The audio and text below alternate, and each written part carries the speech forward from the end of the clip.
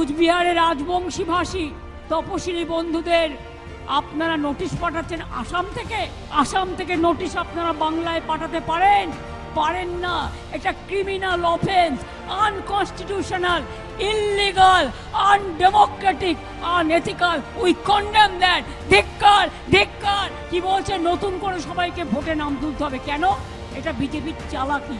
এর পেছনে এনআরসি চক্রান্ত আছে। সবাই ভালো করে শুনুন, মাথায় রাখুন। আসামে 7 লক্ষ বাঙালিকে বাদ দেওয়া হয়েছিল, যারা কিন্তু হিন্দু বাঙালিও ছিল। সংখ্যালঘুদেরও বাদ দিয়েছেন। আজকে রাজবংশী তপশিলি সম্প্রদায় কুচবিহারে নোটিশ পাঠাচ্ছেন, আলিপুরদুয়ারে তপশিলি শীল পরিবার নোটিশ পাঠাচ্ছেন, মধ্যপ্রদেশের একটি ট্রাইবেল মেয়ে, তার বাড়ি মালদায়, তাকে বাংলাদেশে পাঠিয়ে দিয়েছেন। এত অত্যাচারী আপনারা বিজেপি, লজ্জা করে না? ছি। এনআরসি ছি। এই ভোটার লিস্টের নামে বিজেপি পার্টির লিস্ট তৈরি করবে। একটাও ভোটারের নাম যেন বাদ না যায়, এটা মাথায় সবাইকে রাখতে হবে। ভুলে যান পার্টি, ভুলে যান রাজনৈতিক দল। আপনার ঠিকানা আপনাকে রক্ষা করতে হবে।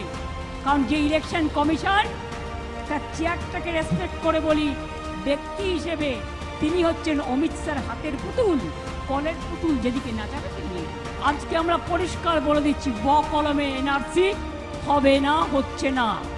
এনআরসি মানি না, মানুষের অধিকার কেড়ে নেওয়া মানি না। রক্ত দেব, কলিজা দেব, কিন্তু বিনা যুদ্ধে 1 ইঞ্চি জমি আমরা ছাড়বো না।